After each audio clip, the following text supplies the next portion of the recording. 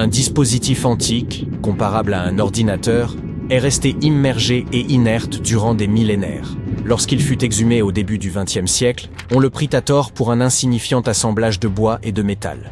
Ce n'est qu'après une analyse rigoureuse que la machine denticitaire ébranla notre vision des anciens Grecs, ainsi que celle de leur compréhension du ciel. Peut-on véritablement parler d'un ordinateur? Tout dépend de la définition que vous en donnez.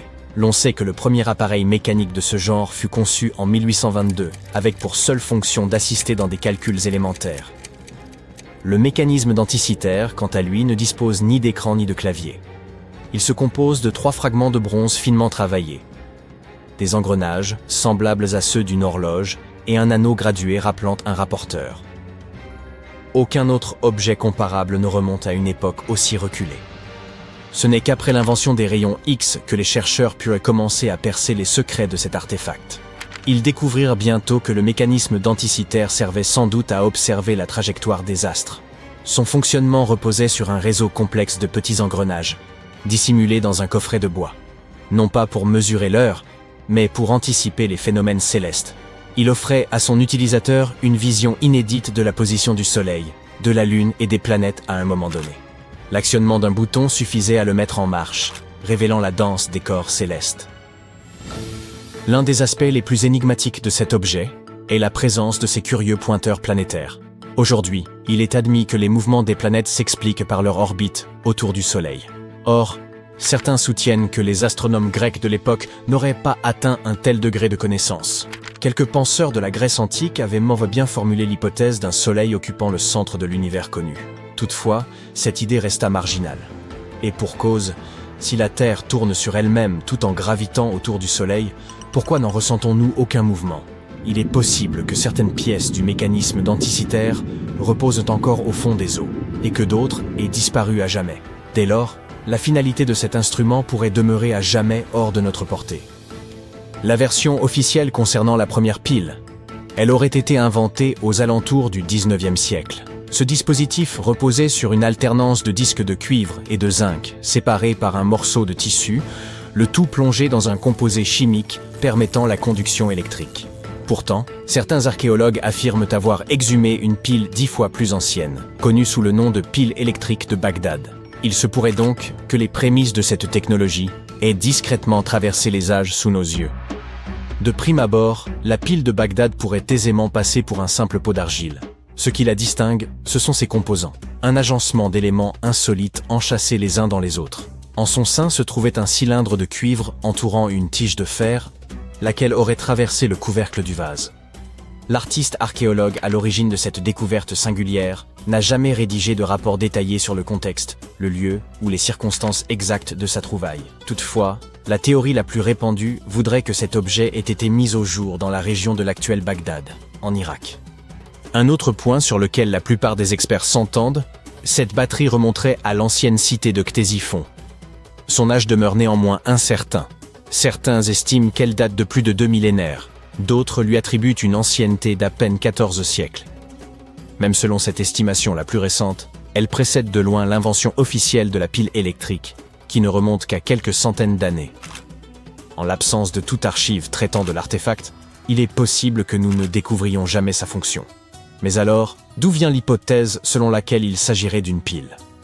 Cette interprétation repose sur la présence de 2 métaux, au potentiel électrochimique distinct, un principe fondamental dans le fonctionnement des batteries. On a également relevé des indices suggérant que ce récipient contenait autrefois une solution ionique, agissant comme électrolyte, l'élément essentiel au transport du courant électrique dans toute pile. L'analyse des traces de corrosion sur le pot suggère qu'il aurait pu renfermer un liquide proche du vinaigre. Même en admettant qu'il s'agisse bien d'une pile archaïque, elle n'aurait produit qu'un faible courant, 1 volt tout au plus. Les civilisations anciennes ne disposaient ni de téléviseurs, ni d'appareils ménagers, alors pourquoi auraient-elles eu besoin de batteries? De nombreuses théories ont vu le jour. À travers les âges, diverses cultures ont expérimenté les propriétés curatives de l'électricité. Les Grecs, par exemple, apaisaient certaines douleurs en posant des anguilles électriques sur leurs pieds. Une autre hypothèse fascinante avance que ces piles auraient été dissimulées dans des statues afin d'y provoquer un léger bourdonnement, conférant ainsi une aura mystique au rituel spirituel.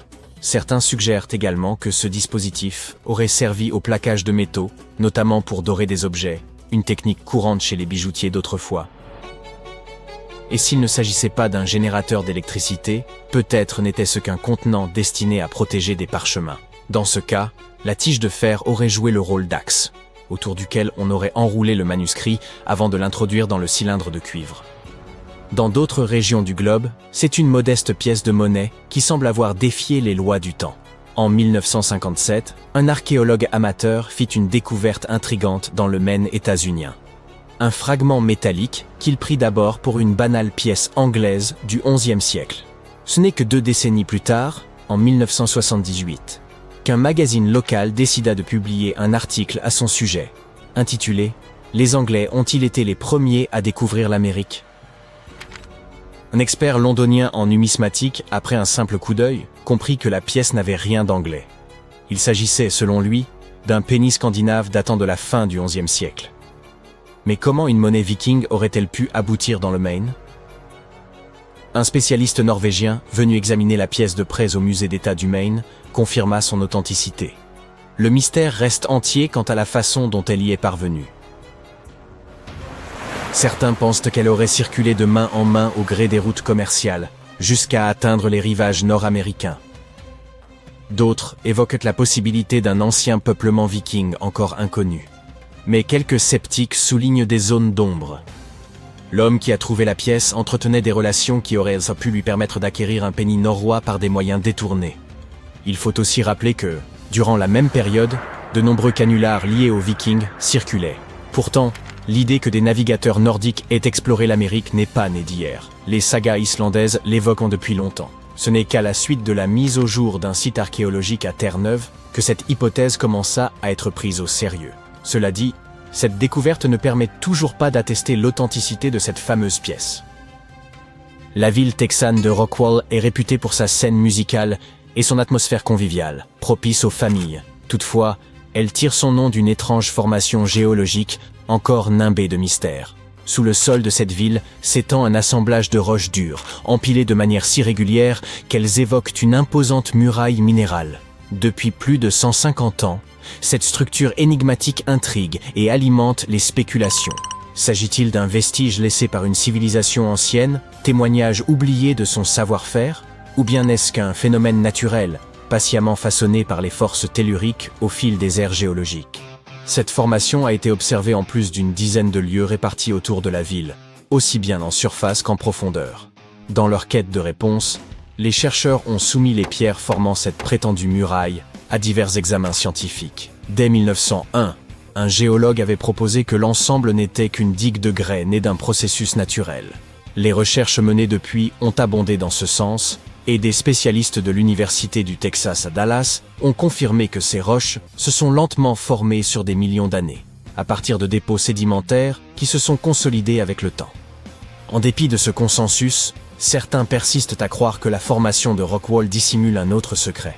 Depuis des décennies, circulent des récits évoquant des marches, des voûtes, voire de véritables couloirs, appuyés par d'anciens articles de presse et par le folklore local. On affirme y avoir distingué d'étranges gravures, tandis que d'autres prétendent avoir découvert, enchâssés dans la roche, de mystérieux fragments métalliques. L'explication la plus rationnelle voudrait que ces escaliers et ces arches ne soient même que le fruit de fractures naturelles de la roche, générant des formes analogues. Quant aux objets métalliques mentionnés, il s'agirait, selon les scientifiques, de simples concentrations de minéraux riches en fer. Nulle preuve tangible d'une intervention humaine. Que la formation de Rockwall soit l'œuvre de mains anciennes ou une merveille de la géologie, elle demeure un élément emblématique du patrimoine et de l'identité de cette ville. Et si je vous disais que les extraterrestres que nous imaginons tous comme de petits hommes verts pourraient en réalité ressembler à des terriens tout à fait normaux et se détendre en Europe? C'est la péninsule ibérique, et les personnes qui y vivent sont sous suspicion. Voici la raison. D'une manière ou d'une autre, des parties des artefacts les plus importants de la civilisation ibérique, appelés trésors de Villena, sont fabriqués à partir de métal qui ne peut tout simplement pas être trouvé sur Terre, car c'est du métal provenant d'une météorite. Abordons cela étape par étape. Voici l'artefact lui-même, trésor de Villena. et il est composé de 59 objets différents. Des bols, des bouteilles et des bracelets.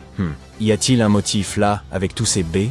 Au total, la découverte pèse environ 9 kg, dont 8 kg sont en or de 23,5 carats.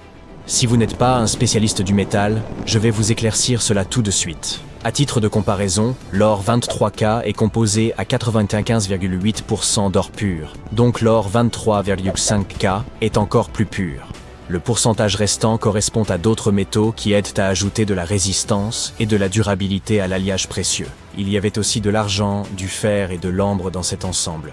L'artefact aurait pu être assez simple, mais pour ces deux-là, appelons-les imposteurs.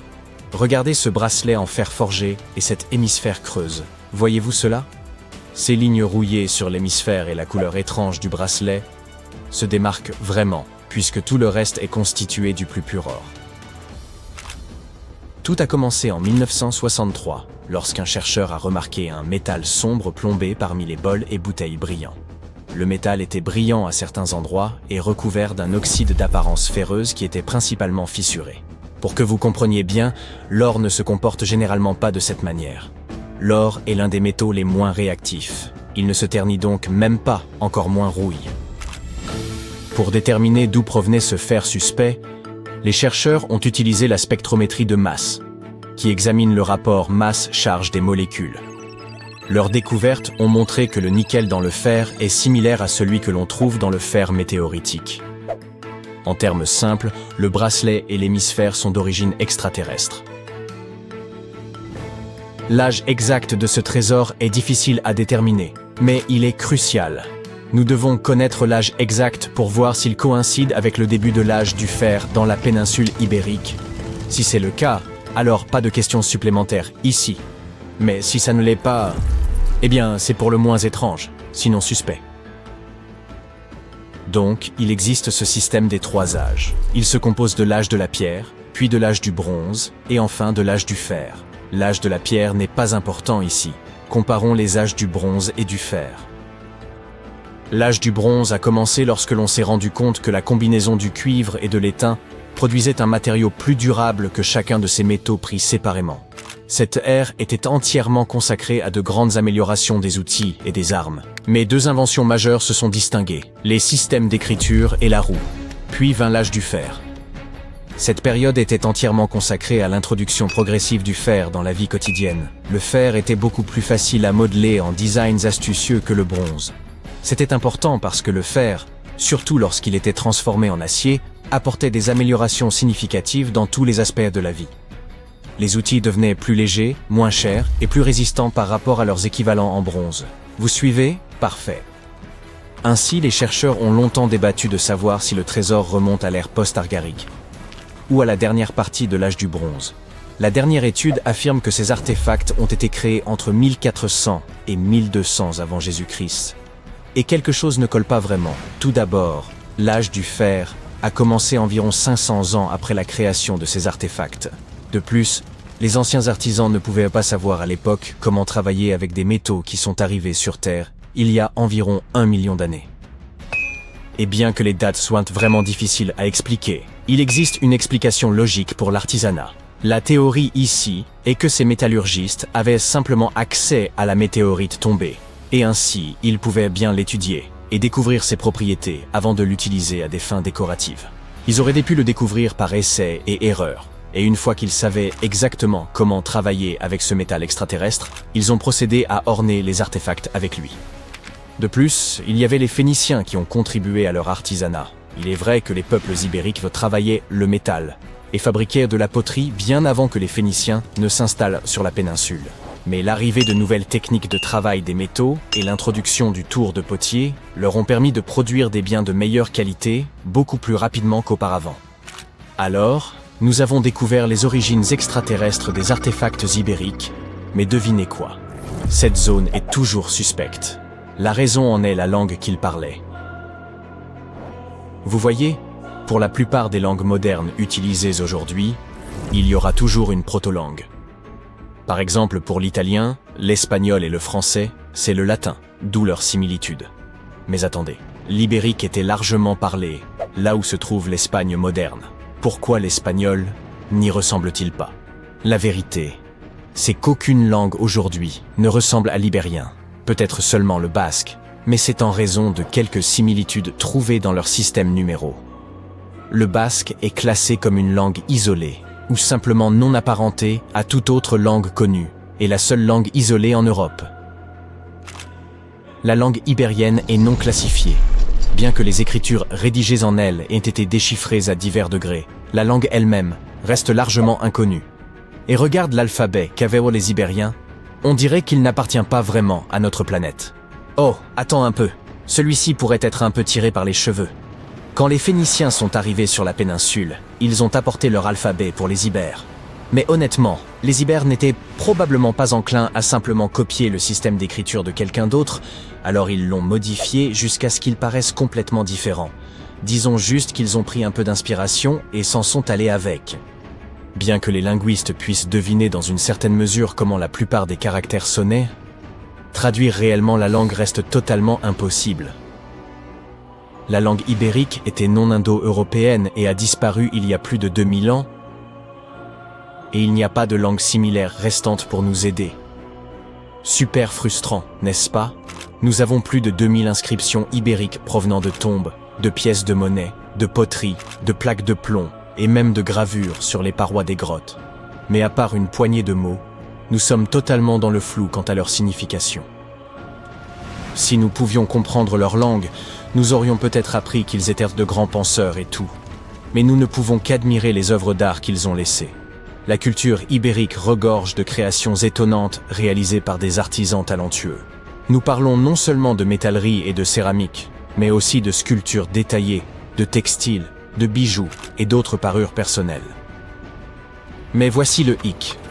La fabrication de tous ces articles de luxe dépendait beaucoup d'une grande classe agricole. Au cœur de la société ibérique, la plupart des gens étaient impliqués dans l'agriculture et l'élevage du bétail. Selon l'endroit où vous vous trouviez, les types d'agriculture variaient. Par exemple, au nord, ils étaient entièrement consacrés à la culture des céréales, tandis qu'à Valence, ils se concentraient sur la production d'huile d'olive et d'autres aspects agricoles. À l'ouest, l'élevage était le centre d'intérêt. Cependant, nous n'avons pas beaucoup d'informations sur la vie quotidienne des nombreuses personnes effectuant ce travail essentiel. À l'inverse, nous en savons beaucoup sur la classe supérieure de la société ibérique qui contrôlait ses ressources agricoles et engageait les artisans. Dès le 7e siècle avant notre ère, nous commençons à observer un groupe de princes ibériques qui vivaient une vie de luxe, commerçaient avec les Phéniciens et profitaient d'objets de luxe sophistiqués. Vous pouvez reconnaître cette classe d'élite à travers leurs pratiques funéraires. La crémation était la méthode privilégiée pour les funérailles parmi les Ibères, et les individus riches étaient souvent trouvés dans les cimetières, avec toutes sortes de biens somptueux et de sculptures funéraires qui nous donnent un aperçu de la mode et des coiffures des riches. Fait intéressant, à partir du 6e siècle avant notre ère, il y a eu une baisse notable du nombre de sépultures reconnaissables, ce qui suggère que ces coutumes funéraires élaborées sont devenues plus exclusives à une petite élite. Pendant ce temps, le destin de la majorité, agriculteurs, artisans, soldats et ouvriers qui constituaient une grande partie de la population, reste en partie un mystère. Il s'agissait autrefois d'une civilisation assez avancée, mais elle a disparu sans laisser de traces. Les chercheurs pensent que cela pourrait être dû à un énorme tremblement de terre. Mais jusqu'à présent, nous n'en sommes pas sûrs.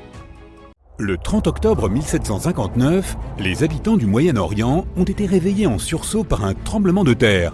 Des fissures sont apparues sur les murs de leur maison, les toits ont commencé à s'effondrer. Les gens sont sortis en courant de leur maison et se sont rassemblés dans des zones dégagées. Mais à cause des fortes secousses, ils continuaient à perdre pied et à tomber. Un mois plus tard, un autre tremblement de terre s'est produit qui s'est avéré être encore plus fort. Des arbres ont été brisés, des maisons se sont effondrées, des fissures profondes sont apparues dans le sol. La catastrophe a duré 2 minutes. Des oasis, des routes et des villes ont été détruites. Miraculeusement, les anciens bâtiments de Baalbek ont résisté au tremblement de terre. Certains historiens affirment que ce lieu majestueux et mystérieux a été construit sous l'Empire romain. Mais de nombreux chercheurs ne sont pas d'accord. Quelle que soit la vérité, la ville est l'un des principaux mystères archéologiques de l'humanité. Le bâtiment le plus étonnant de Baalbek est le temple de Jupiter. Les habitants de l'Empire romain croyaient que Jupiter détenait le pouvoir sur la foudre et le tonnerre. Le bâtiment ressemblait à une plateforme avec 54 colonnes sur lesquelles reposait un toit massif. Aujourd'hui, on ne peut plus voir que 6 colonnes de 20 mètres de haut. Chacune d'entre elles est composée de 3 sections et ressemble à un crayon. Les mines de ces crayons ont été construites en plomb, ce qui a rendu les colonnes exceptionnellement solides. Chacun de ces morceaux de pierre pesait la somme incroyable de 80 tonnes. C'est le poids de 35 SUV Ford Explorer. Voici le plus grand bloc de la Grande Pyramide de Gizeh. Mais comparé au bloc de Baalbek, il ne semble même pas si impressionnant. Les fondations sous le temple de Jupiter ont été préservées. C'est ainsi que les spécialistes ont découvert qu'il était composé d'environ 25 pierres monolithiques pesant 450 tonnes chacune. Cela signifie que les blocs de Baalbek pèsent presque 4 fois plus que les blocs d'Égypte. Il y a 3 autres énormes blocs de calcaire dans les fondations, pesant chacun 800 tonnes. C'est plus de 2 fois le poids d'un avion Boeing 747. Les anciens bâtisseurs ont dû avoir du mal à sculpter de tels géants dans un morceau de pierre. Et après cela, ils ont aussi dû les tirer jusqu'au site de construction et les soulever à une hauteur importante. Répéter cette logistique serait probablement un cauchemar pour les constructeurs d'aujourd'hui. Pour réaliser une telle quantité de travail, ils auraient besoin d'un équipement moderne. Mais les constructeurs de Baalbek n'avaient pas de camions, de grues avec des scies circulaires ou d'électricité. Comment les bâtisseurs du passé ont-ils réussi à faire cela ? Les scientifiques ont une théorie qui inclut des cordes, des treuils et des systèmes de levier. Naturellement, les ingénieurs du passé ont fabriqué tous ces gadgets en bois. À environ 900 mètres des ruines du complexe du temple se trouve une carrière. Les archéologues supposent que c'est là que les pierres de la construction ont été taillées. Ils y ont trouvé un bloc de calcaire qui semblait être trop grand, même pour cet endroit incroyable. Le monolithe a été baptisé la pierre du Sud. Il mesurait 20 mètres de long sur 4 mètres de large. Les anciens bâtisseurs n'ont pas eu le temps de le séparer complètement de sa roche-mère. Un groupe de scientifiques autrichiens a estimé que ce morceau de calcaire pesait plus de 1000 tonnes, soit l'équivalent de 3 avions Boeing ou 160 éléphants d'Afrique. Une autre surprise attendait les archéologues près de la pierre du Sud. C'était un deuxième monolithe pesant plus de 1200 tonnes. Mais les anciens bâtisseurs ne se sont pas arrêtés là. Ils ont continué à travailler. En 2014, dans la même carrière, des archéologues allemands ont déterré un bloc qui pesait 1650 tonnes. Personne n'a encore compris pourquoi les bâtisseurs du passé avaient eu besoin d'un morceau de pierre qui pesait autant que 125 bus scolaires. On ne sait pas non plus comment ils comptaient déplacer ce colosse et pourquoi ils n'ont pas terminé le travail. Quoi qu'il en soit, ce troisième monolithe est le plus grand morceau de pierre transformé de l'histoire de l'humanité. Il y a à ce jour plus de questions que de réponses. Certains chercheurs pensent que les anciens bâtisseurs avaient des équipements de pointe. D'autres ne le pensent pas, mais sont impatients de comprendre comment les bâtisseurs ont réussi à déplacer ces pierres. Il y a un grand nombre de bâtiments et d'artefacts anciens dans le monde. Beaucoup d'entre eux rendent encore les chercheurs perplexes. Près de la pyramide de Djeser, en Égypte, les archéologues ont découvert un réseau de tunnels. Cet endroit s'appelle le Sérapéum. Il contient 24 sarcophages pesant de 70 à 100 tonnes. Les boîtes géantes ont été sculptées dans un seul morceau de granit et recouverts de lourds couvercles. Les sarcophages sont parfaitement symétriques. Au toucher, leurs parois sont aussi lisses que du verre. Même avec notre niveau actuel de technologie, c'est très difficile à réaliser. Mais les anciens Égyptiens ont réussi cet exploit. La coupe de Lycurgue est un artefact inestimable et un exemple de nanotechnologie ancienne. Elle est faite d'un verre qui peut changer de couleur. Si tu mets une source de lumière devant la coupe, elle devient verte. Si la lumière est derrière la coupe, elle devient rouge foncé. Dans ce cas, la figure du roi grec Lycurgue devient violet pâle. Les scientifiques n'ont compris comment ce changement de couleur fonctionnait qu'à la fin du XXe siècle. Grâce au microscope, ils ont détecté des nanoparticules d'argent, d'or et de cuivre. Elles avaient été ajoutées à la matrice de verre. Grâce à cela, tu peux observer un changement de couleur appelé dichroïsme. Fait intéressant, l'or et l'argent ont été broyés en fine poussière. C'est presque impossible à réaliser par accident. Très probablement, les anciens experts savaient parfaitement ce qu'ils faisaient. En Bolivie se trouve un curieux endroit appelé Pumapunku. On dirait que d'anciens géants y ont joué avec un énorme jeu de construction. Et après le jeu, ils ont oublié de remettre les pièces dans la boîte. Mais il n'y avait pas plus de géants autrefois qu'aujourd'hui. Ces énormes blocs de pierre ont simplement été sculptés par d'anciens bâtisseurs, il y a plus de 1500 ans. Certaines des pierres pèsent 100 tonnes. Les blocs ont été apportés à une altitude de près de 3900 mètres depuis la carrière située à 95 km du site de construction. Il n'y a pas de forêt dans cette zone, ce qui signifie que les bâtisseurs n'ont pas pu utiliser d'arbres pour fabriquer des rondins de bois. Le monument appartient à la civilisation Inca, or les scientifiques sont sûrs qu'elle n'avait aucun usage pour la roue. En 1992, les habitants d'un village chinois ont décidé de drainer un étang. Leurs ancêtres l'utilisaient pour laver le linge et attraper des poissons depuis des centaines d'années. Ils ont pompé l'eau sans relâche pendant 17 jours. Au fond du réservoir, ils ont fait une découverte inattendue. Les villageois ont vu l'entrée d'une grotte qui descendait à une profondeur de 30 mètres.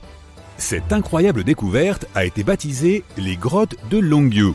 Des bâtisseurs inconnus avaient creusé des galeries de 30 000 mètres carrés. On y trouve des pièces séparées, des ponts, des bassins et des colonnes qui soutiennent le plafond. Les murs de la grotte sont couverts d'étranges lignes et motifs sculptés. Les scientifiques n'ont pas trouvé d'informations sur l'identité de ceux qui ont creusé les grottes, ni sur la raison pour laquelle ils l'ont fait. La technologie de construction reste également un mystère. Antonio Stradivari a vécu en Italie au XVIIIe siècle. Il créait des instruments de musique. Plus de 600 de ses œuvres ont survécu jusqu'à aujourd'hui. 500 d'entre elles sont des violons. L'un de ces instruments a été vendu aux enchères pour 16 millions de dollars. Les violons fabriqués par ce maître ont un son clair et profond. Les chercheurs n'arrivent pas à comprendre pourquoi les instruments de Stradivarius produisent des sons si uniques. Peut-être est-ce dû au vernis que le maître a utilisé pour recouvrir les violons. La réponse se trouve peut-être aussi dans le bois dont sont faits les instruments. À l'époque, l'Europe avait un climat froid. À cause de cela, le bois est devenu plus dense, et les instruments qui en étaient faits avaient un son particulièrement agréable à l'oreille. Dans la ville indienne de Delhi, il y a un pilier de 7 mètres de haut. Il pèse 6 tonnes et demie et est composé à 98% de fer forgé. Le pilier, vieux de 1600 ans, ne présente aucun signe de rouille ni de dégradation. Les scientifiques pensent que si le monument est si bien conservé, c'est grâce au climat sec et à la composition chimique du métal qui l'a rendu résistante à la corrosion. Et pourtant, les chercheurs ne savent pas comment les forgerons ont réussi à fabriquer un pilier en fer qui ne craigne pas la rouille. Cela semble être un exploit difficile, même pour les métallurgistes modernes. Le rocher Al-Nasla est divisé en deux parties par une fente parfaitement droite. Chaque bloc rocheux repose sur un petit piédestal.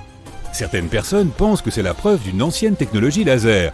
Mais les géologues pensent que la fente est apparue en raison du déplacement du sol ou des vibrations naturelles qui se sont produites sous la roche. Ce processus a conduit à l'apparition de la fissure. Elle s'est agrandie pendant des milliers d'années et progressivement, le monument naturel a pris la forme que l'on peut observer aujourd'hui. Imaginez-vous en train de traverser un désert à pied. Il fait chaud, vous avez terriblement soif et pour couronner le tout, il vous faut contourner ce mur. Un mur au milieu d'un désert aride et sans vie. Exactement, un mur dans le nord du désert saoudien. Les archéologues viennent de faire une découverte extraordinaire, et il ne s'agit pas d'un simple mur. Non, il s'agit de toute une ville antique fortifiée qui pourrait dater de l'an 2400 avant notre ère. Ils pensent que cet endroit abritait environ 500 personnes et qu'il a pu être habité pendant un millénaire. C'est une découverte capitale, car cela signifie que cette région était peut-être beaucoup plus avancée que l'on ne le pensait. La ville était bien organisée, avec différentes zones d'habitation, des tours et des murs solides pour la protection des habitants, ainsi que différentes sections pour toutes sortes d'activités quotidiennes. Cette ville antique, que l'on appelle aujourd'hui Al-Natar, était une ville oasis, et grâce à elle, nous avons un aperçu de ce qu'était la vie dans ce désert il y a des milliers d'années. Apparemment, les différentes zones étaient bien séparées. Il y avait des quartiers résidentiels, un cimetière, des terres agricoles et même un centre-ville. Cette ville oasis, située dans la région de Khyber, constitue la première grande colonie organisée du 2e ou 3e millénaire avant notre ère découverte par les chercheurs dans le nord-ouest de l'Arabie. Les premières études nous montrent que cette ville, qui s'étendait sur environ 2300 mètres carrés, comprenait plusieurs quartiers, dont un quartier résidentiel, un cimetière et un quartier judiciaire avec des tribunaux. Les maisons étaient disposées en rangées bien ordonnées, toutes reliées par de petites routes. Ces rues séparaient le quartier résidentiel du reste de la ville. À l'époque, la plupart des habitants de cette région étaient des éleveurs nomades, en perpétuel mouvement. Cependant, les archéologues sont convaincus que pendant l'âge du bronze, le nord-ouest de l'Arabie était parsemé de petites villes fortifiées et d'oasis. Ces villes et oasis reliées entre elles étaient uniques. Elles offraient aux populations la sécurité nécessaire pour vivre, stocker des marchandises et faire du commerce. Elles témoignent des débuts de l'urbanisme et nous suggère que c'est à cette époque que les gens ont commencé à s'installer et à organiser leur communauté de manière plus structurée. L'équipe de recherche estime qu'il y avait environ 50 maisons à Al-Nata. Cependant, ce nombre pourrait atteindre 70 à mesure que les fouilles avancent. On pense que quelques centaines de personnes vivaient là. L'un des aspects les plus remarquables est sans doute que certaines maisons comptaient jusqu'à 3 étages. Construite sur une pente près de 2 routes commerciales importantes, cette ville bénéficiait d'un emplacement privilégié. L'un des aspects les plus impressionnants de cet endroit est son approvisionnement en eau. L'oasis disposait de sources et d'aquifères, des sources d'eau souterraines, ce qui en faisait un endroit idéal pour l'agriculture. Grâce à ces réserves d'eau, les habitants pouvaient cultiver leur propre nourriture et être relativement autonomes. Les murs d'enceinte servirent probablement à contrôler l'accès à la ville et à ses ressources. Ce mode de vie sédentaire constituait un changement impressionnant par rapport à l'existence nomade des populations précédentes. Ce fut le début d'un mode de vie dit agro-pastoral, soit un mélange d'agriculture et d'élevage. Cette théorie est corroborée par la découverte, à l'intérieur de la ville, de tout un ensemble d'outils, des meules, des mortiers et des pilons. Les habitants moulaient leurs céréales afin de préparer leurs repas. Ils se nourrissaient de grains, de viande et de lait provenant de leurs propres élevages. Ces découvertes fascinantes nous montrent que les gens pouvaient subvenir à leurs besoins et qu'ils étaient étonnamment avancés pour l'époque. Grâce à un meilleur accès à l'Arabie Saoudite au cours des 2 dernières décennies, les archéologues ont désormais une image beaucoup plus précise de la vie qu'on y menait il y a des milliers d'années. Al-Nata faisait peut-être même partie d'un réseau de villes oasis fortifiées similaires réparties dans toute la région. Grâce à ces sites, nous pouvons à présent savoir comment fonctionnaient les routes commerciales et comment s'organisaient les petites colonies à cette époque dans cette région aride. Cette récente découverte n'est toutefois pas la seule à susciter l'enthousiasme du monde scientifique. Et si nous allions visiter l'Égypte, des archéologues viennent d'y découvrir un trésor antique gréco-égyptien sous les eaux.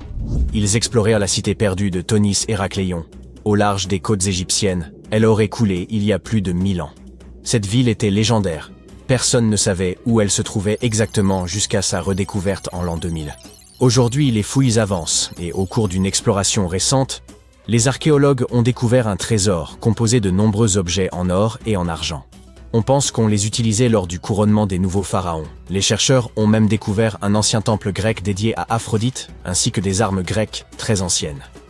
Frank Goddio, l'archéologue en chef, a déclaré qu'il était étonnant que ces objets si fragiles aient survécu à la catastrophe qui a détruit l'ancienne ville.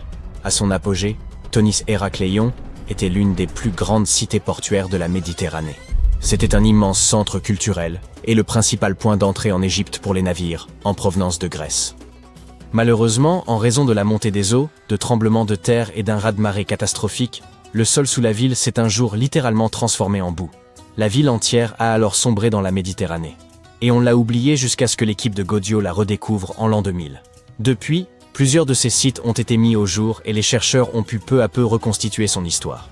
Si cette cité engloutie ne vous impressionne pas, nous vous emmenons à présent en Amazonie, où une découverte vraiment stupéfiante a été faite.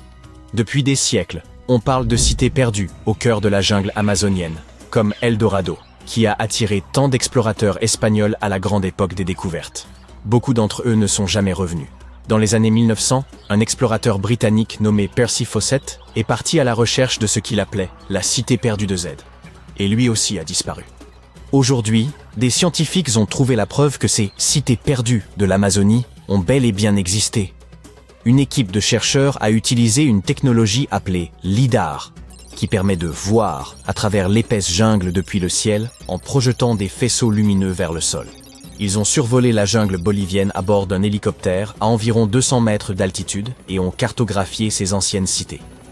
Ils ont découvert les ruines d'une immense agglomération construite par le peuple khazarabe, qui y a vécu de 500 à 1400 après J.C.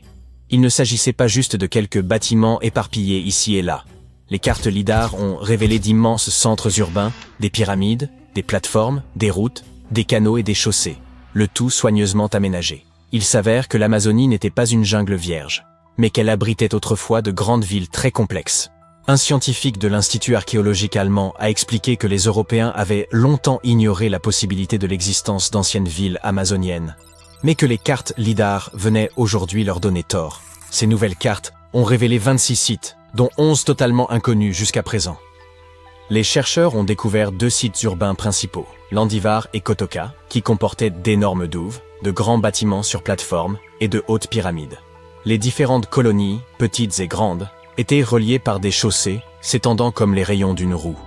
Certains canaux reliaient même les villes à des rivières et à un grand lac, ce qui permettait à l'eau de circuler dans la région. Au fil des ans, les scientifiques ont trouvé des ruines éparpillées dans toute la zone, mais à cause de l'épaisseur de la jungle, il était presque impossible de relier les points entre eux et de comprendre de quelle façon communiquaient tous ces vestiges. Grâce au lidar, l'ensemble du site a pu prendre vie, révélant un système urbain organisé extrêmement vaste.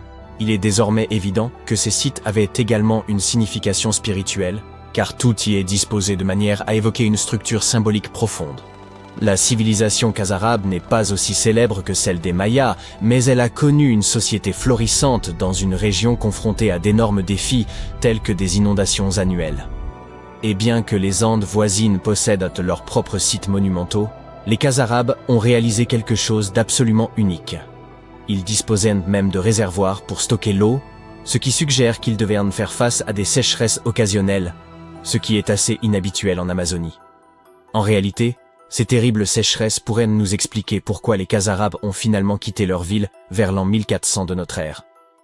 En 1936, l'égyptologue britannique Walter Bryan Emery mit au jour, en plein désert, un petit objet qui suscita d'intenses débats. Certains y virent la maquette sophistiquée de soucoupes volantes, voire un système de propulsion avancé, issu d'un vaisseau spatial appartenant à une civilisation venue d'ailleurs. Emery consacra de longues années à l'exploration de sites archéologiques dans la vallée du Nil, en particulier dans l'immense nécropole antique de Saqqara. Il y découvrit quantité de trésors, mais le plus déroutant provenait de la tombe d'un haut dignitaire nommé Sabou. L'identité précise de ce personnage demeure incertaine, bien que certaines sources le présentent comme l'un des fils du pharaon Hadjib. Le fait qu'il ait été enterré à Saqqara suggère un rang élevé au sein de la cour royale. L'époque à laquelle il vécut étant très ancienne, aucun document ne subsiste pour éclaircir son rôle exact ou son destin.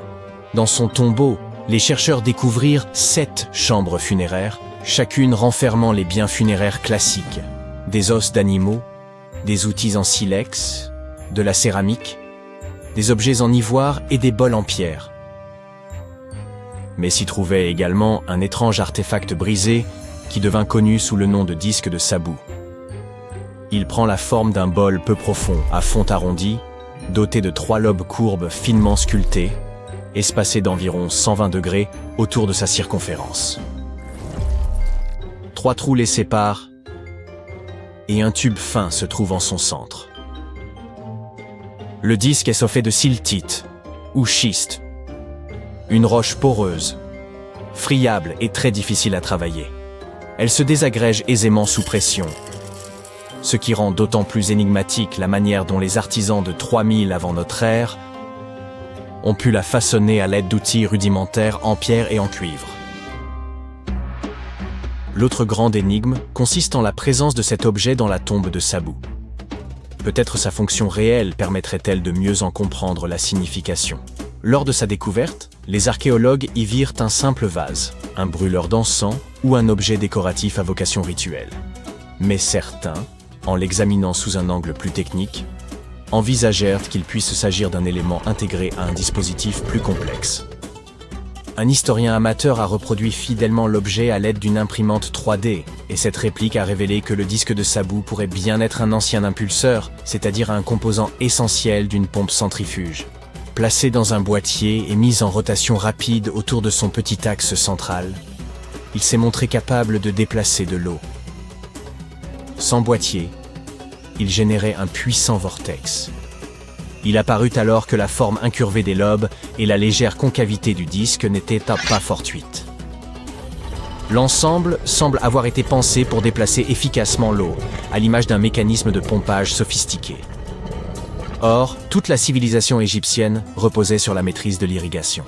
Les dynasties ultérieures mirent au point un système d'irrigation par bassin permettant de contrôler les crues du Nil et d'en tirer un rendement agricole optimal. Il se pourrait donc que, dès la première dynastie, des ingénieurs aient exploré des techniques d'irrigation avancées, bien avant ce que les spécialistes n'avaient imaginé. Toutefois, certains restent sceptiques. Selon eux, le schiste serait trop fragile pour supporter les contraintes d'un tel usage.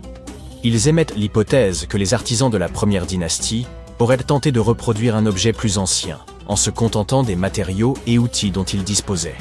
Le disque pourrait alors être une réplique en pierre d'un artefact métallique, hérité d'une civilisation bien antérieure, et peut-être technologiquement plus avancée que l'Égypte antique elle-même. Un auteur suisse va même plus loin et suggère que le disque serait la copie d'un composant d'hyperpropulsion appartenant à un vaisseau extraterrestre, ou bien une maquette en pierre d'une soucoupe volante.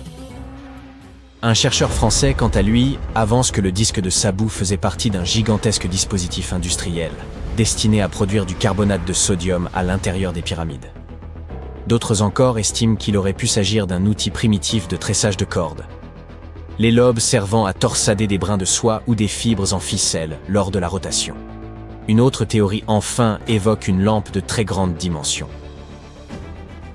Un autre mystère historique est lié à une carte datant de 1513, que l'on considère comme la plus ancienne représentation détaillée connue des Amériques. Elle est l'œuvre d'un capitaine turc, Piri Reis, qui, sans jamais avoir traversé l'océan Atlantique, l'a composée à partir d'une vingtaine de cartes régionales. Parmi celles-ci, figurait une carte arabe de l'Inde, 4 cartes portugaises figurant l'Inde et la Chine, ainsi qu'une carte des Amériques attribuée à Christophe Colomb, fondée sur ses propres observations. Cette dernière carte ayant disparu depuis longtemps, le travail de Reis offre un précieux aperçu de ce que Colomb aurait pu noter lors de son 3e voyage vers le Nouveau Monde.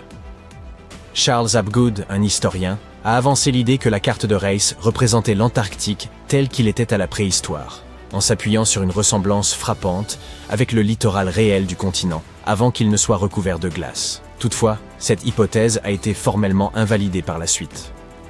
Une autre découverte qui a suscité l'étonnement dans le monde scientifique est celle des billes de Klerksdorp. Ces objets, trouvés dans des dépôts de pyrophilite en Afrique du Sud, ressemblent à de petites balles de criquet anciennes, ornées de stries en leur centre. Dans les années 80, une théorie a émergé selon laquelle une civilisation antédiluvienne, totalement inconnue mais d'un niveau technologique avancé, aurait été à l'origine de ces sphères. Un journaliste avait rapporté qu'elles semblaient tourner sur elles-mêmes dans une vitrine. Une émission de télévision avait même convié un médium, qui affirmait que ces objets étaient les vestiges d'un antique vaisseau spatial. Pourtant, d'après les géologues, il s'agit simplement de formations sphériques naturelles, composées de minéraux distincts de ceux de la roche environnante. Les lignes semblables à des soudures ne sont que des empreintes laissées par les couches successives de la roche haute au fil du temps. Les billes de Klerksdorp présentent une variété de formes, allant de sphères légèrement aplaties à des disques bien définis. Quant à l'épisode de la sphère tournant seule, le conservateur du musée de Klerksdorp a apporté une explication rationnelle. Lorsqu'il a déposé l'objet dans une vitrine à l'occasion de la visite d'un journaliste, celui-ci a légèrement pivoté en raison de sa forme arrondie. De plus, la région étant sujette à des secousses sismiques causées par l'extraction aurifère voisine, cela pourrait également expliquer ce phénomène. Dans une région reculée de Chine, se trouvent d'étranges formations en forme de tube, connues sous le nom de tuyaux de Baigong. C'est un explorateur local qui les a découverts en 1996, émergeant des flancs du mont Baigong et des rives du lac Tuosu voisin. Cette découverte a poussé certains à penser qu'il s'agissait de vestiges laissés par de très anciens visiteurs venus d'autres mondes. Lorsqu'on a analysé des échantillons de ces structures, les scientifiques ont constaté qu'elles étaient majoritairement composées de minéraux courants, mais qu'elles contenaient aussi, de manière inexpliquée, 8% de matière inconnue. Des examens complémentaires ont suggéré que ces formations existaient avant même l'apparition de l'homme. Des géologues chinois se sont ensuite rendus sur place et ont avancé l'hypothèse qu'il s'agissait de structures naturelles, formées au fil du temps, probablement des racines d'arbres fossilisés remontant au passé verdoyant de la région. Néanmoins, le mystère reste entier. Alors qu'ils creusaient une tranchée le long d'une rivière en Roumanie, des ouvriers ont mis au jour une cale métallique, aujourd'hui connue sous le nom de coin en aluminium d'Ayoud, ou encore artefact d'Ayoud. Juste à côté, se trouvaient des os de mastodontes, ces lointains cousins des éléphants ayant vécu il y a environ 11 000 ans. Cela a conduit certains à penser que le coin datait de la même époque. Ce qui intrigue, c'est que cette cale est en aluminium, un métal qui n'a été découvert qu'au XIXe siècle et dont la production exige des températures extrêmes. Elle serait recouverte d'une épaisse couche d'oxyde, présente depuis plusieurs siècles. Certains avancent qu'il pourrait s'agir d'un débris provenant d'un vaisseau spatial extraterrestre, tandis que quelques scientifiques y voient une supercherie. D'autres considèrent qu'il pourrait s'agir d'une création d'origine humaine, dont la fonction reste toutefois indéterminée. Des chercheurs ont récemment mis au jour des passages secrets conçus par Léonard de Vinci sous un château médiéval d'Italie. En s'appuyant sur un croquis du XVe siècle attribué à l'illustre maestro de la Renaissance, une équipe de scientifiques de l'Université Polytechnique de Milan, associée à Code Ventec et au château Sforza, a révélé une merveille architecturale jusqu'ici inexplorée. L'édification du château des Sforza débuta en 1358, mais il fut détruit près d'un siècle plus tard lors d'une succession tumultueuse. En 1450, Francesco Sforza, duc de Milan, entreprit sa reconstruction sur les ruines de l'ancienne forteresse. À sa mort, son fils Ludovico en poursuivit l'embellissement, faisant appel aux plus grands artistes de son époque, dont Léonard de Vinci, auxquels furent confiées les fresques. Les peintures de Léonard, encore visibles aujourd'hui dans la salle de l'Axe, témoignent de son passage au château. Durant cette période, il répertoria également plusieurs passages souterrains dissimulés sous l'enceinte extérieure. L'un de ces croquis, daté entre 1487 et 1486, a été retrouvé à l'Institut de France. D'une précision remarquable, il atteste non seulement de l'intérêt profond de Léonard pour l'architecture militaire, mais aussi de son talent pour documenter les structures existantes. Les archives attestent que Ludovico Sforza fit creuser un passage souterrain menant directement à la basilique Santa Maria del Grazie, où reposait son épouse Béatrice d'Este. Leur mariage, célébré en 1491, fut heureux mais tragiquement écourté lorsque Béatrice mourut en couche en 1497. Effondré par cette perte, le duc s'isola durant des semaines, laissant sa barbe pousser et ne portant plus que des vêtements noirs en signe de deuil. Le tunnel secret, dont la longueur avoisinait 800 mètres, lui permettait de se recueillir à l'abri des regards. Il aurait également pu servir à l'évacuation en cas de siège. Pendant des siècles, l'existence de ces souterrains demeura l'un des nombreux mystères de la Renaissance, aucune preuve formelle ne venant confirmer leur présence. Les scientifiques ont enfin levé le voile sur cette histoire longtemps restée secrète. Grâce à une combinaison de radars à pénétration de sol et de balayage laser, ils ont pu reconstituer un modèle 3D extrêmement précis des structures enfouies sous le château. Ils ont ainsi identifié les tunnels mentionnés par Léonard de Vinci dans ses esquisses, qui ne constitueraient peut-être qu'un fragment d'un vaste réseau souterrain encore méconnu. Leur ambition est d'élaborer une copie numérique intégrale du château, permettant de visualiser non seulement les constructions préservées, mais aussi celles disparues au fil du temps. Ils envisagent aussi d'intégrer la réalité augmentée au parcours virtuel, afin d'offrir aux visiteurs une immersion inédite dans les passages secrets conçus par Léonard de Vinci. Il demeure incertain que Léonard ait directement contribué à la construction des souterrains récemment mis au jour, mais son génie inventif ne fait aucun doute. En 1502, bien avant l'ère de la photographie et des satellites, il conçut l'une des cartes les plus précises de son temps. À cette époque, César Borgia, fils du pape Alexandre VI, fit appel à lui pour réaliser un plan remarquablement détaillé de la ville d'Imola, située près de Bologne. Jusqu'alors, la cartographie manquait de précision, faute de méthodes fiables pour retranscrire les distances à une échelle réduite. Plutôt que d'élaborer des cartes véritablement pratiques, les cartographes passaient un temps considérable à les enluminer de motifs comme des dragons, des roses, des châteaux majestueux et toutes sortes d'embellissements. Ces représentations s'apparentaient davantage à des œuvres picturales qu'à de véritables instruments de navigation. Cependant, César Borgia recherchait un outil véritablement fonctionnel, et Léonard révolutionna alors la cartographie. Si l'on compare aujourd'hui les images satellites d'Imola à son plan, la ressemblance est frappante. Il en retranscrivit fidèlement chaque ruelle, chaque courbe des voies, et même les dimensions exactes des bâtiments. Et il accomplit cet exploit entièrement à la main, se servant uniquement d'un crayon, d'une règle, d'un compas et de quelques-unes de ses propres inventions. Afin de recueillir toutes les données nécessaires, il arpenta les rues durant des semaines, muni d'un odomètre, une grande roue qui tournait au gré de ses déplacements et mesurait la distance parcourue grâce à un câble. Il s'appuya également sur une boussole magnétique pour déterminer les orientations avec exactitude. Il mit également au point un instrument nommé la bussola, conçu pour mesurer les angles au sein d'un cercle. Grâce à cet outil, il put analyser avec précision l'orientation des rues, la taille des intersections et la distance séparant les habitations des axes principaux. Une fois rentré, il s'appuya sur ses notes et ses calculs pour dessiner une carte à l'échelle, d'une précision remarquable.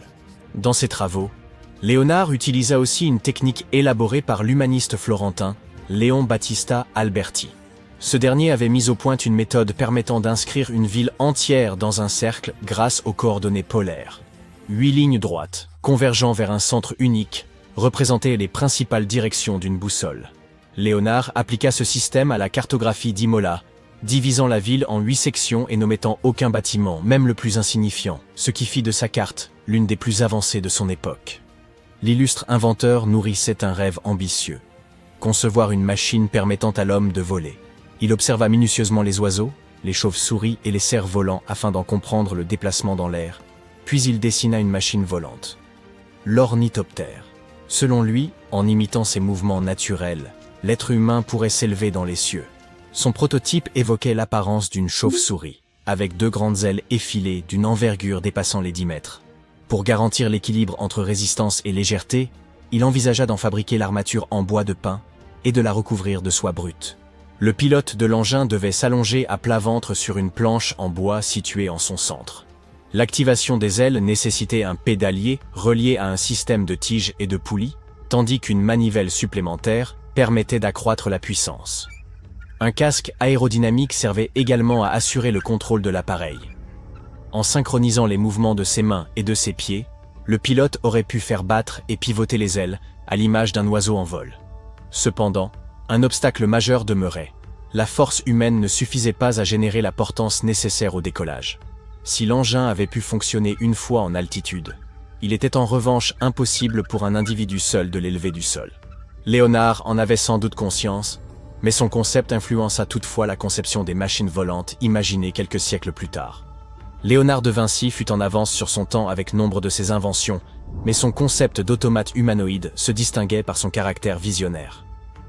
Sous le patronage de la famille Sforza, connue notamment pour la construction des anciens tunnels, il imagina un chevalier mécanique capable de mouvoir ses bras, de pivoter la tête, et même d'ouvrir et fermer la bouche. Sa maîtrise de l'anatomie et des mécanismes du mouvement corporel lui permit de concevoir cette machine singulière. Son fonctionnement reposait sur un système externe de câbles, mis en action par une manivelle et complété par un ensemble d'engrenages internes.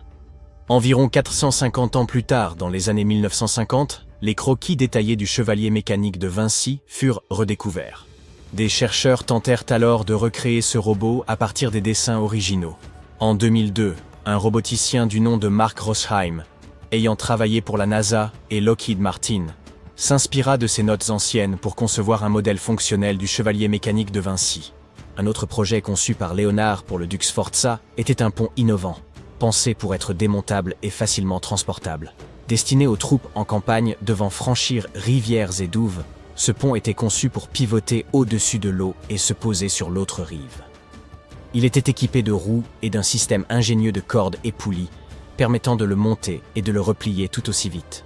Pour en assurer la stabilité, il prévoyait l'ajout d'un contrepoids spécifique. Dans ses notes, Léonard décrivit son pont comme léger mais solide et en conçut plusieurs variantes pour le duc. Parmi ses autres créations figurait un modèle de pont à assemblage ultra rapide, conçu pour permettre aux troupes de franchir successivement plusieurs cours d'eau. Alors que les scientifiques poursuivent l'exploration des passages secrets imaginés par Léonard de Vinci, de nouveaux pans de l'histoire humaine émergent.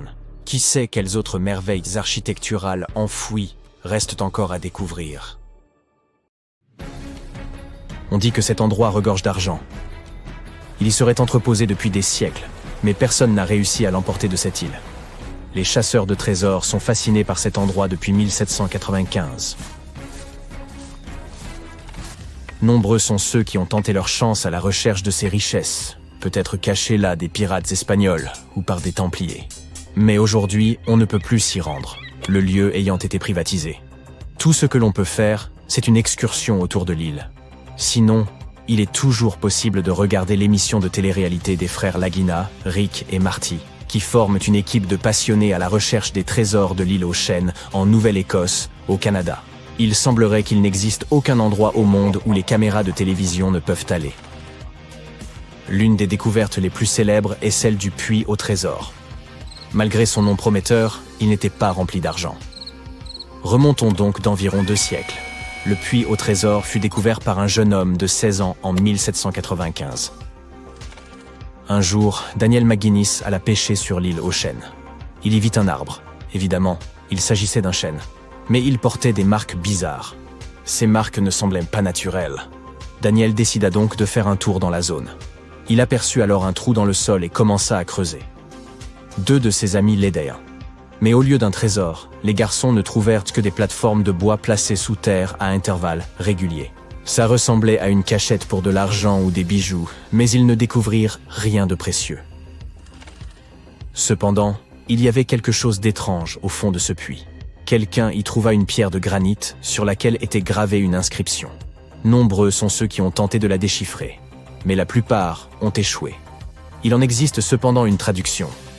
40 pieds sous terre, 2 millions de livres sont enterrés. Oui, McGuinness et ses amis auraient dû creuser davantage. L'autre élément amusant du puits au trésor est la fibre de noix de coco qui s'y trouve. On dit que de grandes quantités de cette fibre ont été découvertes à une profondeur de 18 mètres. Cela ne te surprendra peut-être pas, mais je dois te rappeler une chose. L'île aux chênes se trouve en Nouvelle-Écosse, au Canada. Les cocotiers n'y poussent pas. Les plus proches se trouvent à environ 2500 km de la Nouvelle-Écosse. Quelqu'un aura donc apporté cette fibre à dessein. Des chercheurs ont émis l'idée que la fibre de noix de coco aurait pu être utilisée pour fabriquer des cordes et descendre les trésors dans le puits. Ensuite, voici 2 étranges mystères. À la fin des années 1800, la Oak Island Treasure Company inspecta et fouilla l'île de fond en comble. Tout le monde pensait que quelque chose d'énorme y était caché. Les hommes réussirent à creuser à 46 mètres sous terre, ce qui équivaut à 15 panneaux stop les uns sur les autres. Comme tu t'en doutes, ils ne trouvèrent pas les tonnes d'or et de diamants qu'ils espéraient. Mais ils découvrirent un manuscrit. Selon une théorie, il s'agirait d'un des manuscrits perdus de Shakespeare. Certains scientifiques pensent qu'il a été caché là par l'écrivain et savant Francis Bacon, peut-être le véritable auteur des œuvres de Shakespeare. Oui, une rumeur veut que ce soit Francis et non William qui ait écrit toutes ces pièces et ces sonnets. Mais cela n'a jamais été prouvé. Le puits au trésor est peut-être le puits le plus célèbre de l'île aux chênes. Mais ce n'est ni le seul, ni le premier. Avant sa découverte, les chasseurs de trésors avaient foré la terre dans la baie de Smith. Lors de la construction d'un barrage, ils trouvèrent une structure de bois. Elle avait la forme d'un U et portait des chiffres romains. Après analyse, les spécialistes affirmèrent qu'elle datait de 1769. Le puits au trésor fut découvert 26 ans plus tard. Ce fait a donné lieu à de nombreuses spéculations selon lesquelles cette structure aurait pu faire partie du puits au trésor que tout le monde recherchait. Maintenant, regarde cette pièce des Templiers. Ce n'était pas la première découverte sur l'île, mais elle fut cruciale. Même si cela ne semble pas très important aujourd'hui, à l'époque médiévale, ces pièces permettaient d'amasser une quantité incroyable de richesses. Elles étaient généralement stockées dans les forteresses européennes. Pour les chasseurs de trésors, cette pièce était extrêmement significative. La logique est simple. S'il y a une pièce de ce type, il doit y en avoir d'autres. Et ils avaient raison, cette découverte ne fut pas unique. On trouva un carreau d'arbalète sur la rive sud-ouest de l'île. Les experts estiment qu'il date du XIIIe siècle. Mais là encore, ce n'est pas ce que cherchaient les chasseurs de trésors. On découvrit d'autres pièces sur l'île. Rick et Marty Lagina sont tombés sur celle-ci dans un marécage. Elle est en cuivre et provient cette fois d'Espagne. Au départ, ils ne purent déchiffrer que le chiffre 8 sur sa surface. Mais plus tard, des experts se penchèrent dessus et affirmèrent qu'elle avait été fabriquée aux alentours du XVIIe siècle. Ils réussirent à bien la nettoyer et virent la date de 1652 gravée dessus. Selon une théorie, des explorateurs espagnols auraient trouvé un trésor mais l'auraient caché au lieu de l'apporter au roi. Il est donc possible que cette pièce soit tombée d'un coffre rempli de pièces et de bijoux et qu'elle fasse partie du trésor que tout le monde recherche. Ou peut-être que quelqu'un l'aura accidentellement perdue en cherchant le vrai trésor. Qui sait? Gary Drayton est un autre chasseur de trésors célèbre. Gary et son équipe, accompagnés de Rick Lagina, ont découvert 2 pièces de monnaie sur l'île. Il s'agit de pièces Britannia du roi Charles II datant du XVIIe siècle. L'une d'entre elles porte une inscription très nette, indiquant qu'elle a été frappée en 1771. Un autre trésor des marais, probablement d'origine espagnole, fut encore découvert. Il s'agit cette fois d'une bague en argent. Un spécialiste l'a étudiée de près et a affirmé qu'elle a été réparée 2 fois. L'anneau a été agrandi 1 fois et raccourci 1 autre fois. Il est orné d'un motif floral, très populaire dans l'Europe des années 1730. Parmi les autres objets mystérieux découverts par Rick et Marty, il y a un bouton d'argent. Il est assez ancien. Il remonterait au milieu du XVIIIe siècle, avant la découverte du puits au trésor. Cette découverte n'a donc pas été jugée très importante. Le bouton a pu simplement appartenir à un fermier qui élevait du bétail sur l'île. Il n'existe aucune preuve officielle qu'on ait jamais trouvé un coffre rempli de pierres précieuses et de pièces de monnaie sur l'île aux chênes. Mais quelques passionnés y ont trouvé des bijoux. Tout d'abord, ils ont trouvé une broche sertie d'une magnifique pierre rouge. Ils pensaient à tort qu'il s'agissait d'un rubis. Mais un expert a déclaré qu'il s'agissait d'un grenat. La broche est en argent et est plutôt ancienne. Les spécialistes pensent qu'elle a pu être fabriquée vers le XVIe ou XVIIe siècle. On a découvert une autre broche, sans pierres précieuses, mais ornée d'un motif complexe, le dessin d'une feuille et d'une corde. La feuille possède 13 pointes, ce qui a immédiatement éveillé la curiosité des chasseurs de trésors. Tout d'abord, un arbre à 13 branches est gravé sur un rocher de la côte nord de l'île. De plus, de nombreuses personnes pensent que le chiffre 13 était important pour les Templiers. Nos passionnés ont également trouvé une broche non loin de l'endroit où vivait Daniel McGuinness, celui qui a trouvé le puits au trésor. La broche a été montrée à un expert, Charles Lewton Brain. Il leur a affirmé que ce bijou n'était pas serti de pierres précieuses. En fait, la pierre qui semblait être précieuse n'était qu'un morceau de verre. Il s'agit d'un verre riche en plomb, du cristal. Après analyse, on s'aperçut que la broche était partiellement en or. Les spécialistes affirment qu'elle date du XIVe siècle. Alors, s'agit-il du trésor que tout le monde recherchait ? Il existe des communautés entières de petits organismes inhabituels qui vivent dans les lagons en Patagonie. Et ils sont parmi les premières formes de vie jamais existantes. Personne ne les connaissait jusqu'à ce que 2 scientifiques, Brian et Maria, aillent explorer certaines zones en Patagonie. La Patagonie occupe près de la moitié de l'Argentine, et peu de gens y vivent. Seulement quelques agriculteurs et éleveurs de moutons qui restent principalement près des rivières et cultivent des choses comme des pommes, des poires et de la luzerne. Il y a longtemps, c'était un endroit sauvage et lointain où vivaient des tribus indiennes. Par exemple, les Tehuelche. Mais cette fois, nous allons suivre les traces de formes de vie qui sont apparues bien avant les humains et regarder de plus près ces micro-organismes intéressants que Brian et Maria ont trouvés. Ces 2-là ont dû conduire pendant 9 heures sur des routes difficiles pour atteindre leur destination. Ils ont séjourné dans un petit village. Seulement 35 personnes y vivent.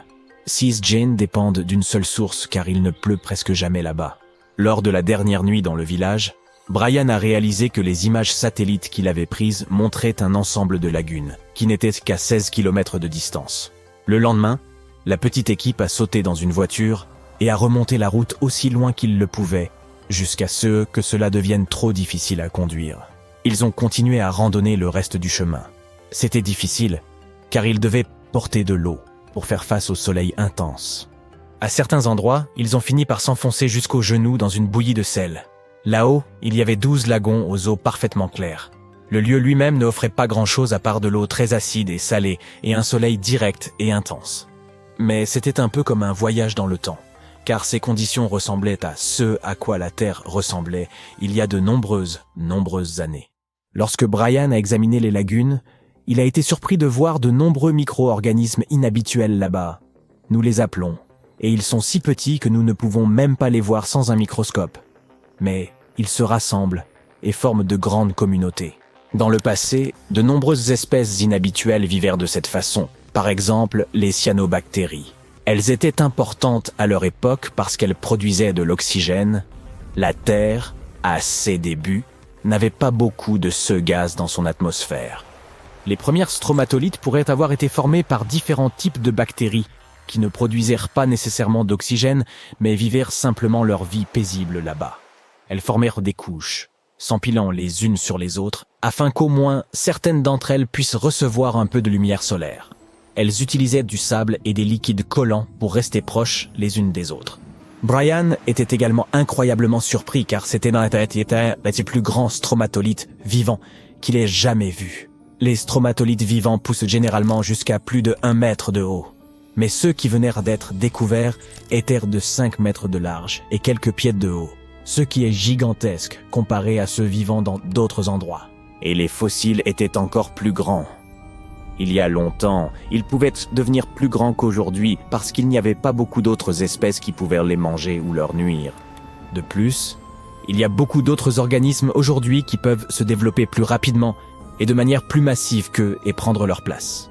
C'est pourquoi les stromatolites ne peuvent survivre que dans de rares endroits où presque rien d'autre ne peut vivre.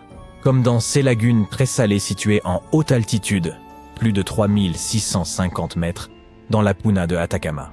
Les stromatolites trouvés là-bas sont les plus célèbres, car ils pourraient être parmi les meilleurs exemples des premières formes de vie sur notre planète. Cependant, ils ne sont pas réellement la première forme de vie sur Terre.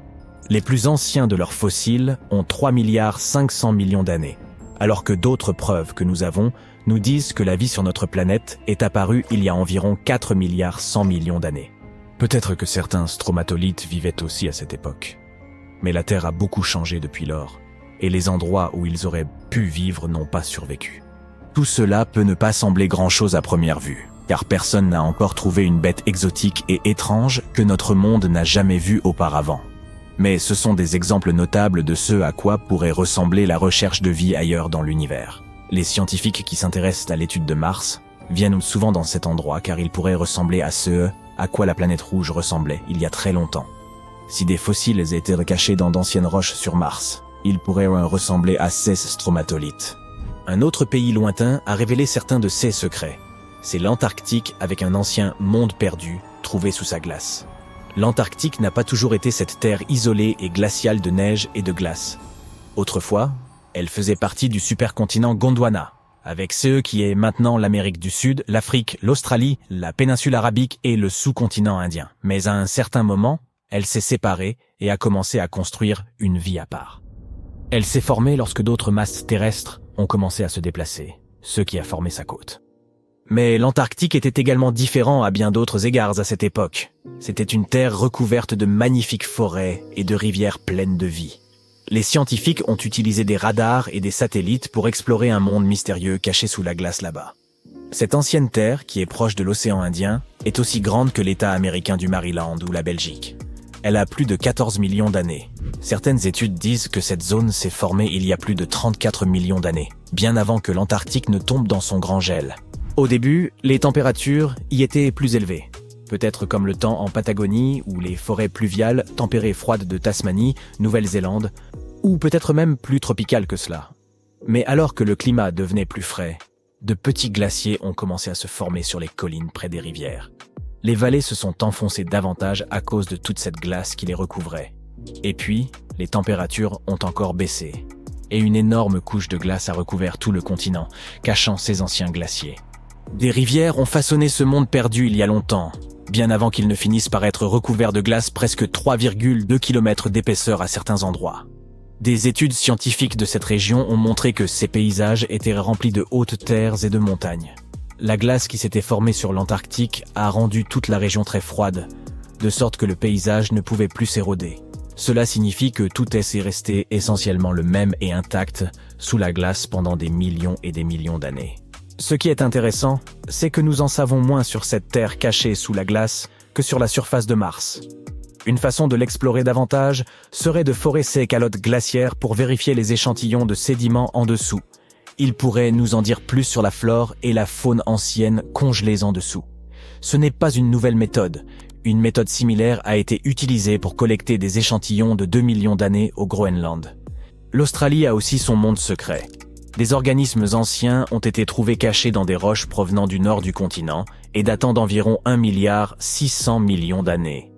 Ces choses microscopiques font partie d'une famille appelée eucaryotes. Les membres de cette famille qui existent aujourd'hui comprennent les plantes, les champignons, les animaux et même ces minuscules organismes à une seule cellule, tels que les amibes. Tous les êtres vivants avec des noyaux dans leurs cellules, y compris nous, peuvent retracer leur arbre généalogique jusqu'à l'un des plus anciens membres de cette famille. Celui-ci est appelé le dernier ancêtre commun eucaryote et il a vécu il y a plus d'1,2 milliard d'années. Ces organismes anciens étaient plus complexes et plus grands que les bactéries. Peut-être étaient-ils les premiers prédateurs sur Terre, chassant les bactéries. Dans le nord-est de la Thaïlande, une famille d'énormes baleines en pierre nage dans la forêt. Elles font partie d'une formation rocheuse vieille de 75 millions d'années. Il y a longtemps, cette partie de la Thaïlande n'était qu'un désert. Les mouvements de la croûte terrestre ont poussé le grès vers le haut pour créer ces montagnes fascinantes. Accessible à tous ceux qui veulent passer la journée à parcourir le réseau de sentiers, ce site est de plus en plus populaire auprès des touristes. Une fois que tu auras atteint le dos d'une des baleines et que tu regarderas la mer infinie de verre qui s'étire en contrebas, tu comprendras pourquoi. Au détour de ces chemins, tu trouveras des cascades, une grande variété de plantes et d'animaux exotiques, et du haut de la colline, tu pourras même voir directement le pays voisin, le Laos. Les formes ressemblent à celles des baleines qui nagent ensemble. Pas étonnant que cet endroit s'appelle le Rocher des Trois Baleines. Quelle merveilleuse façon de voir la Thaïlande sur le dos d'une baleine géante en pierre. En creusant dans une mine canadienne en mars 2011, un ouvrier a fait une découverte incroyable. Il a trouvé un spécimen de nodosaure presque parfaitement préservé. Ce dinosaure éteint pesait environ 1360 kg et mesurait 5,50 m de long. Bien qu'il ait plus de 110 millions d'années, le nodosaure était si bien préservé que l'on peut voir clairement la lourde carapace et la peau écailleuse qui le recouvrait. Il a fallu presque une année entière de travail minutieux pour dégager l'incroyable trouvaille. Le fossile a finalement été dévoilé dans un musée canadien en 2017. De façon inattendue, l'analyse de la peau a révélé des nuances qui indiquent que le nodosaure était peut-être capable de se camoufler, comme les geckos et les papillons de nuit des temps modernes. Cela s'ajoute aux épines et aux écailles qui en font déjà un char d'assaut. Encore étudié aujourd'hui, ce nodosaure pourrait être l'un des fossiles les plus importants que l'on ait découvert depuis longtemps. Ces secrets pourraient nous aider à élucider encore bien d'autres mystères du passé. Le manuscrit de Voynich est le document le plus mystérieux du monde. Depuis sa découverte en 1912, il reste un mystère complet pour tous ceux qui l'étudient. Il est abondamment illustré d'étranges images de plantes extraterrestres, d'objets inconnus et de symboles du zodiaque.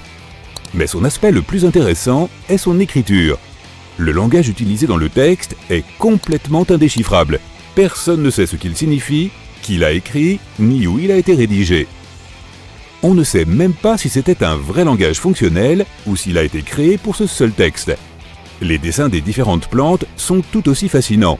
La plupart des plantes du manuscrit sont identifiables comme des plantes, mais elles ne correspondent à aucune espèce connue. En Angleterre, un professeur de linguistique appliquée a affirmé avoir déchiffré certains des symboles du manuscrit, mais on n'a à ce jour pas réussi à trouver plus d'informations sur ce texte mystérieux. Si jamais tu as la chance d'aller en Australie, n'oublie pas de visiter les cratères mystérieux du Queensland. À mi-chemin entre Bundaberg et Gingin se trouve l'une des trouvailles les plus déroutantes d'Australie. En 1971, le site appartenait à un fermier qui cultivait des courgettes et des pommes de terre. Alors que le fermier essayait d'agrandir sa ferme, il butait sans cesse sur de gros rochers dans ses champs alors qu'il labourait. En regardant de plus près les roches qui se trouvaient sur son chemin, il a trouvé des fossiles marins et d'étranges cratères. Le fermier a transmis ses trouvailles à des professeurs de géologie qui se sont mis à étudier les formations.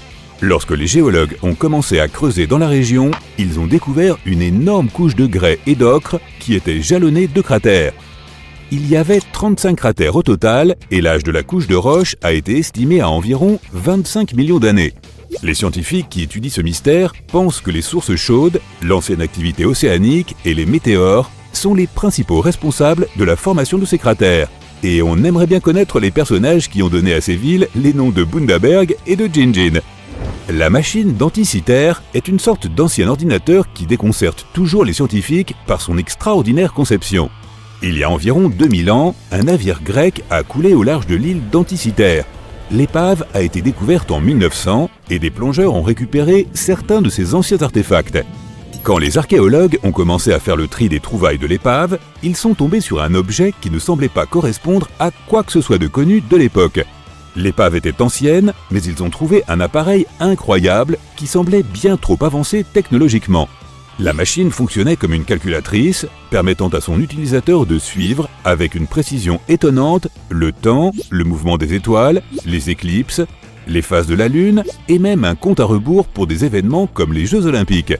Ce niveau de technologie est presque impossible à expliquer pour une épave de la Grèce antique. Aucun mécanisme ne s'est même approché d'une telle machine avant le XIVe siècle, lorsque des horloges à engrenages ont commencé à être fabriquées en Europe. Comment un tel dispositif a-t-il été créé il y a si longtemps, 1400 ans en avance sur son époque? Le naufrage de l'Anticythère et la perte de la calculatrice auraient-ils pu retarder notre développement technologique de plusieurs centaines d'années? En attendant, les monts du Caucase, bordant la mer Noire, sont l'une des rares régions d'Europe qui n'ait pas connu un important impact des humains, même si le terme de caucasien sert à désigner la plupart des personnes à la peau blanche. Les archéologues ont trouvé de nombreuses structures mégalithiques anciennes dans la région. Ces structures, semblables à des maisons, que l'on appelle communément des dolmens, contiennent des bijoux, des outils en bronze et des poteries variées. Les archéologues ne savent pas qui les a construites, ni pourquoi, ni dans quel but. Les structures sont soit deux pierres maintenues ensemble par une grande pierre faisant office de toit, soit des pierres plus petites empilées à la façon d'un mur avec un trou sur un côté. On a même trouvé des bouchons de pierre pour sceller ce qui se trouve à l'intérieur. Ce qui est encore plus étrange avec ces formations, c'est qu'on ne les trouve pas seulement dans le Caucase. On en trouve partout sur la planète, en Australie, en Corée du Sud, en Colombie, en Afrique et même en France. Leur fonction demeure inconnue, ce qui ouvre la voie à de multiples hypothèses. La découverte de la tombe du premier empereur de Chine en 1974 est bien documentée. Qui pourrait oublier la découverte de 8000 guerriers en terre cuite protégeant son entrée? La plupart des statues sont des guerriers, chacun ayant une expression faciale unique. Il y a même des chevaux et des chars en terre cuite, grandeur nature, juste au cas où. Ce que l'on ne sait pas, c'est qu'on n'a pas encore pénétré dans certaines zones du tombeau. Les archéologues sont très réticents à ouvrir le site, car toute la zone est instable. Il pourrait y avoir quelque chose d'étonnant à l'intérieur, mais personne ne veut risquer de perdre un morceau d'histoire si étonnant. Bientôt, les chercheurs enverront de minuscules robots dans les tombes encore scellées pour avoir une meilleure idée de ce qui se trouve à l'intérieur. En attendant, les archéologues doivent attendre un peu plus longtemps pour en connaître les secrets. Dans le sud du Costa Rica, on a découvert une collection de mystérieuses sphères de pierre. Il y en a plus de 300 dispersées dans le paysage et certaines font presque 2 mètres de diamètre. Personne ne sait à quoi elles servent ni comment elles ont été créées. Ce que l'on sait, c'est que le matériau avec lequel elles ont été fabriquées est du gabbro, une roche volcanique. Il aurait fallu beaucoup de temps et d'efforts pour sculpter les pierres dans ces formes sphériques parfaites. Les chercheurs pensent qu'elles ont pu être fabriquées par une population aujourd'hui disparue qui n'aurait utilisé qu'à peine quelques outils. La théorie la plus crédible est qu'ils se sont servis de petites pierres pour ciseler les bords des rochers avant d'utiliser du sable pour lisser les faces. Certains pensent qu'elles ont une fonction astronomique ou même qu'elles ont servi de marqueur pour indiquer le chemin vers quelque chose, mais personne n'en sait davantage. Leur signification s'est perdue avec la civilisation qui les a créées. Au large de la pointe sud du Japon et à 120 km de Taïwan se trouve la formation de Yonaguni. Un plongeur local a remarqué ces formations pour la première fois en 1986, alors qu'il cherchait de nouveaux sites de plongée pour y emmener les touristes. En voyant les grandes marches qui ressemblaient à une pyramide, il a cru découvrir une ville sous-marine. Certains archéologues pensent que les structures pourraient être les signes d'une civilisation légendaire du Pacifique, comme l'Atlantide, qui a disparu sous les vagues il y a des milliers d'années. Il y a aussi des marques sur la pierre suggérant un travail d'excavation. Certaines personnes ont même affirmé que des motifs d'humains et d'animaux avaient été gravés dans la pierre. Rien de tout cela n'est cependant étayé par des preuves tangibles. La plupart des experts pensent que la formation est naturelle et que la symétrie des roches a été exagérée. Elles ne sont pas aussi droites que ce qui a été rapporté et il semble que ce soit de la roche solide et naturelle plutôt que des blocs sculptés. En d'autres termes, la ressemblance avec une civilisation engloutie ne serait qu'une coïncidence. En Turquie, les archéologues pensaient avoir trouvé la plus ancienne architecture connue au monde, âgée de plus de 10 000 ans, selon les experts. Trouvés dans une zone qui abritait d'anciennes communautés agricoles, ces monolithes, qui pouvaient atteindre 5,50 m de haut, étaient probablement utilisés au cours de grands événements ou de rituels. Mais on ne sait pas grand-chose sur ces monolithes. Ces grandes structures de pierre semblent avoir une forme humaine avec des motifs d'animaux sculptés. Tout près, des chercheurs ont trouvé des traces d'habitation, ce qui suggère que ces étonnants monuments pourraient avoir marqué le début de l'avancée vers la civilisation moderne. Les artefacts de Kinbaya sont parmi les plus intéressants jamais découverts. Le plus curieux, c'est qu'ils ressemblent à des avions modernes. Ils ont une forme tellement aérodynamique que les scientifiques modernes pensent qu'ils pourraient avoir servi de maquette pour un avion fonctionnel. En 1994, 2 ingénieurs aéronautiques ont créé des modèles à plus grande échelle de ces artefacts. Ils ont prouvé que les modèles volent bel et bien avec un peu d'aide de nos moteurs modernes. Et ce qui est vraiment étonnant, c'est que ces objets ont peut-être des milliers d'années d'avance sur le premier avion des frères Wright. Encore un des mystères fascinants de notre monde.